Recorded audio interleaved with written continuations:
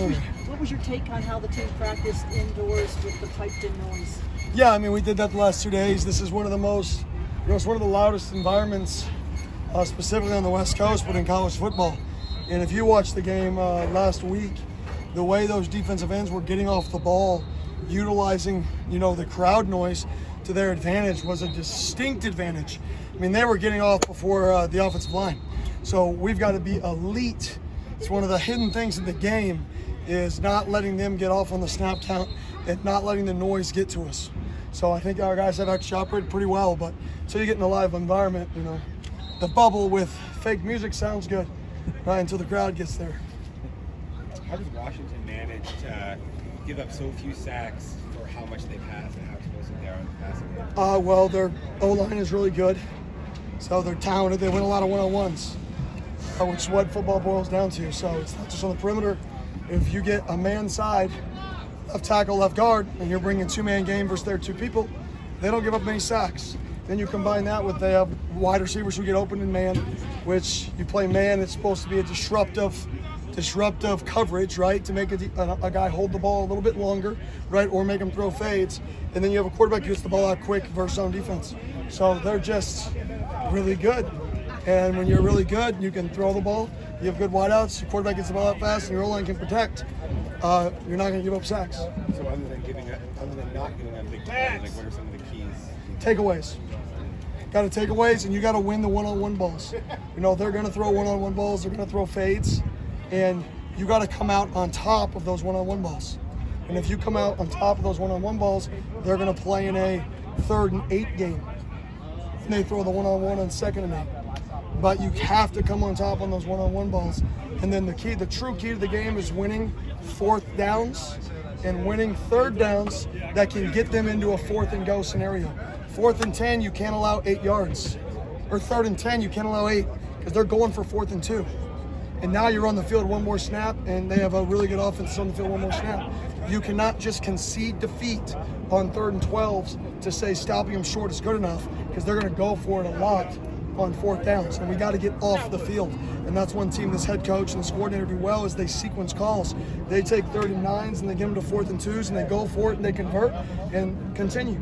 And they don't care where they're on the field. If it's 4th and 1 and they're minus 25, they're going for it. They don't care, right? They have confidence in what they do. So that's going to be one of the key to the games is turnovers, and then that right there. Can we get off the field on 3rd and longs, and then 4th downs? Can we win 50% of the 4th downs? Coach, when you head into like a game where it's going to be hard to stop them on defense, how does the offense adjust when you're in a game that's like a shootout or a game that's going to be a high scoring? How do you get your offense to adjust and be ready for a possible shootout? Yeah, really no difference. You're trying to play complementary football. So you're trying to say, okay, if this is a good offense, can we limit possessions? Is there a way to limit possessions? Does limiting possessions affect us offensively? Slowing it down, does that affect our rhythm? So I think there's a balance. I think, obviously, if you can control the clock, that keeps a good offense off the field. But at the end of the day, football is not about the amount of possessions. It's about points per possession. It's about efficiency. So, yeah, we can slow the clock down and give them 9 possessions and keep the game, quote-unquote, close. Who cares? The goal is to win. And in order to win, you have to have more points per possession. So we're worried about how can we be the most efficient on offense, how can we be the most efficient on defense. And may that mean slowing the clock down at certain times to keep them a possession out of their hands at the end of the half? Yes. Does that mean if our defense is tired, slowing it down so they don't have to take the field again? Yes. But does that mean holistically our goal is to not limit the amount of points they score. It's to limit the points per possession and score more points per possession. So we're always looking to do that. And then, Coach, when you talk about obviously them getting rid of the ball quick, not without giving them all the game plans, not asking, but doing blitzing, picking your times to like blitz, like you said, to get them off schedule. What is the biggest challenge in doing that with how they run their offense? Yeah, the challenge is they're really good. So you blitz, they either throw a one-on-one fade and they win 70% of them, or you blitz and it's zone defense and he delivers the ball before the blitz gets there. So, or you don't blitz and they win their one-on-ones up front and he has all day to throw.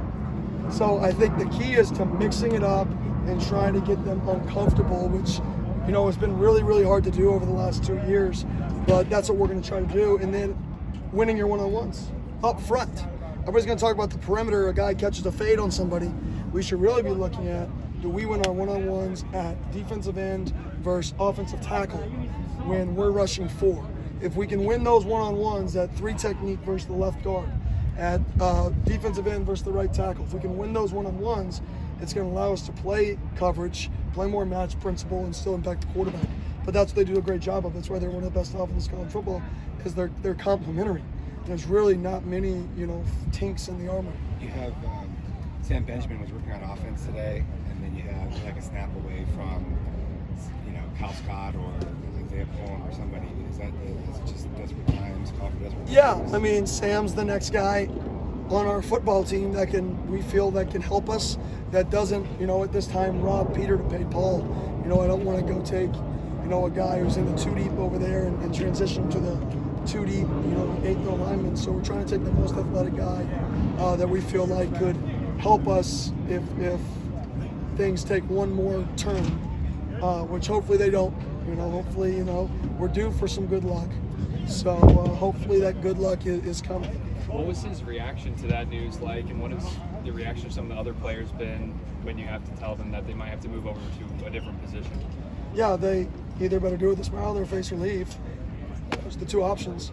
No, we're not a selfish football team. We're going to do whatever the best thing is for the team, and that's for any position. If somebody ever has an issue with it, that's fine. It's your own personal decision, but it's my personal decision to make decisions that's best for our football team. And I want a team that's all in, and Sam was awesome about it. Sam ran over there, went over to the O-line in meetings, no issue in the world. People were joking with him, oh, you're an O-lineman now, and no issue with the world, just went back to work. Coach, talking about those one-on-one matchups on defense, on offense, how critical is it for those explosive plays to open up and winning those one-on-one matchups? Yeah, it's huge. We got to win one-on-one fades, and more importantly, we have to make explosive plays with the ball in our hand. Right now, getting the ball down the field's been a challenge, but we have been efficient throwing the football. Trenton's over 65% completion. We're throwing the ball for a lot of yards, so we got to be more effective with explosive plays in a quick game, which means, chasing the ball if your wideout that doesn't catch it, right? And it means getting vertical at wideout when you do catch it. Coach, have you been working on more like end of game situations again this year and this week after that 45-yard pass against Colorado late in the game? Have you been working more on those late game situations? We always work on those. That wasn't even a late game scenario. Like, it happened at the end of the game, but it was a base down call in the offense or in the defense for us. So that wasn't even a late game call. That was just a base call in our game plan. But we work late game scenarios every Thursday and every Friday. Thank you. Perfect. Thank y'all.